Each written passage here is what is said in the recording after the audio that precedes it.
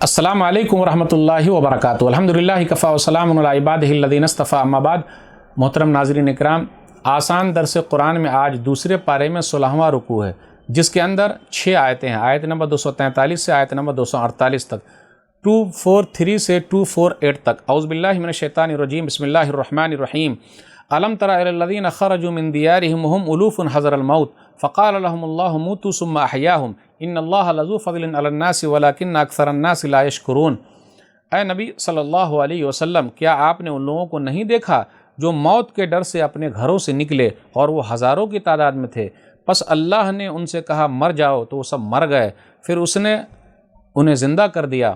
بے شک اللہ لوگوں پر بڑا فضل کرنے والا ہے، لیکن اکثر لوگ شکر ادا نہیں کرتے۔ وقاتلوا فی سبیل اللہ واعلموا ان اللہ سمیع علیم، اور تم اللہ کی راہ میں لڑو اور جان لو کہ بے شک اللہ خوب سننے والا، خوب جاننے والا ہے۔ من ذا الذی یقرض اللہ قرضا حسنا فیضاعفہ لہ اضعافا کثیرہ واللہ یقبض ویبسط والیہ ترجعون۔ کون ہے جو اللہ کو قرض حسنہ دے، پھر اللہ اس مال کو اس کے لیے کئی گنا بڑھا دے۔ اللہ ہی کسی کے لیے روزی کو کھول دیتا ہے اور کسی کے لیے تنگ کر دیتا ہے، اور تم سب اسی کی طرف لوٹائے جاؤ گے۔ الم تر الی الملأ من بنی اسرائیل من بعد موسیٰ اذ قالوا لنبی اللہ ابعث لنا ملکا نقاتل فی سبیل اللہ قال هل عصیتم ان کتب علیکم القتال الا تقاتلوا قالوا وما لنا الا نقاتل فی سبیل اللہ وقد اخرجنا من دیارنا وابنائنا فلما کتب علیہم القتال تولوا الا قلیلا منہ واللہ علیم بالظالمین۔ کیا آپ نے موسیٰ کے بعد بنی اسرائیل کی ایک جماعت کو نہیں دیکھا جب انہوں نے اپنے نبی سے کہا آپ ہمارے لیے ایک بادشاہ مقرر کر دیں تاکہ ہم اللہ کی راہ میں لڑیں؟ اس نے کہا ممکن ہے کہ اگر تم پر لڑنا فرض کر دیا جائے تو تم نہ لڑو۔ انہوں نے کہا آخر ہمیں کیا ہے کہ ہم اللہ کی راہ میں نہ لڑیں، جبکہ ہمیں اپنے گھروں اور اپنے بیٹوں سے نکال دیا گیا ہے۔ لیکن جب ان پر لڑنا یعنی جہاد فرض کیا گیا تو ان میں سے چند لوگوں کے سوا سب پھر گئے، اور اللہ ظالموں کو خوب جانتا ہے۔ وقال لهم نبيهم ان الله قد بعث لكم طالوت ملكا قالوا ان يكون له الملك علينا ونحن احق بالملك منه ولم يؤت سعة من المال قال ان الله اصطفاه عليكم وزاده بسطة في العلم والجسم والله يؤتي ملكه من يشاء والله واسع عليم۔ اور ان کے نبی نے ان سے کہا بے شک اللہ نے تمہارے لیے طالوت کو بادشاہ مقرر کیا ہے۔ انہوں نے کہا ہم پر اس کی بادشاہی کیوں کر ہو سکتی ہے، جبکہ اس سے زیادہ بادشاہی کے حقدار تو ہم ہی ہیں، اور نہ ہی اسے مالی وسعت دی گئی ہے۔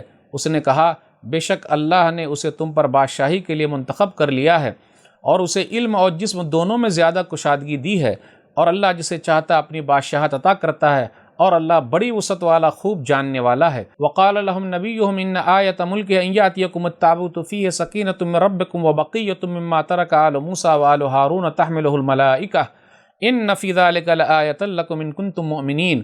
اور ان کے نبی نے ان سے کہا بے شک اس کی بادشاہت کی نشانی یہ ہے کہ تمہارے پاس ایک صندوق آئے گا جس میں تمہارے رب کی طرف سے سامان تسکین اور باقی اشیاء ہوں گی جو آل موسیٰ اور آل ہارون چھوڑ گئے تھے، اسے فرشتے اٹھا کر لائیں گے۔ بے شک اس میں تمہارے لیے بہت بڑی نشانی ہے اگر تم مومن ہو۔ ناظرین اکرام، آسان درس قرآن کے اندر آج دوسرے پارے میں 16واں رکوع ہے، جس کے اندر 6 آیتیں ہیں۔ آیت نمبر 243 سے آیت نمبر 248 تک۔ آیت نمبر 243 پر غور کیجئے، اس کے اندر آیا وَهُمْ أُلُوفٌ حَذَرَ الْمَوْتِ، وہ لوگ ہزار تھے، موت کے ڈر سے بھاگے، لیکن اللہ تعالیٰ نے ان لوگوں کو موت دے دی اور دوبارہ اللہ تعالیٰ نے زندہ کر دیا۔ سورہ بقرہ کے اندر یہ تیسرا واقعہ ہے۔ اس سے پہلے ہم سن چکے ہیں کہ موسیٰ علیہ السلام کے ساتھ 70 لوگ کوہ طور پر گئے، اللہ نے موت دے دی، دوبارہ زندہ کر دیا۔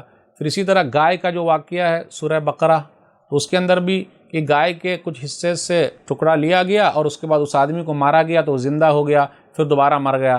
اب یہ تیسرا واقعہ ہے کہ 1000 لوگ نکلے کہ ہم کو جہاد نہیں کرنا ہے اور موت کے ڈر سے بھاگے، پھر اللہ تعالیٰ نے موت دے دی، دوبارہ زندہ کر دیا۔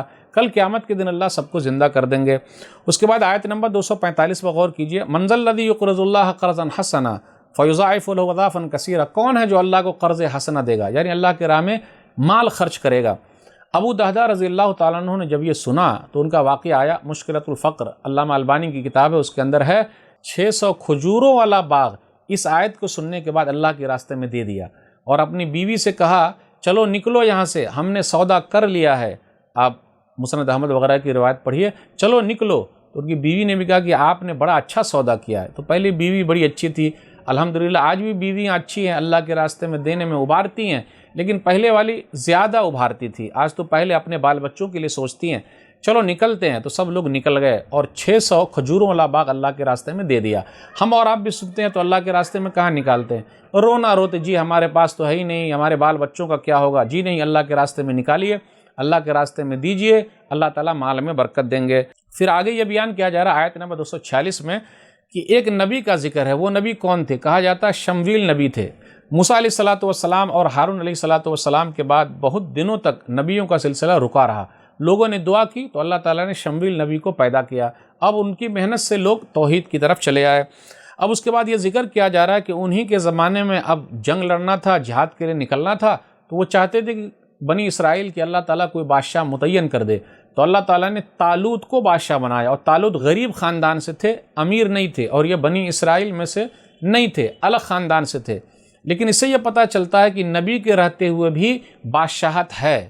شمویل نبی موجود تھے، اس کے باوجود طالوت کو بادشاہ بنایا۔ تو اللہ کے نزدیک خلافت بھی صحیح ہے اور اللہ کے نزدیک بادشاہت بھی صحیح ہے۔ اس لیے جو لوگ آج بادشاہت پر اعتراض کرتے ہیں ان کا اعتراض کرنا صحیح نہیں ہے۔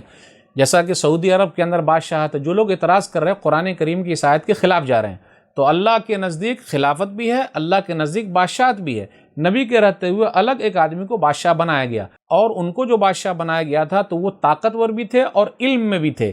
تو پتہ یہ چلا بادشاہ وہ بنے جن کے پاس طاقت ہو، وہ بنے جن کے پاس علم ہو، جانکاری ہو۔ اور ان کی ایک نشانی یہ بھی تھی کہ طالوت کو بادشاہ کیوں بنایا گیا۔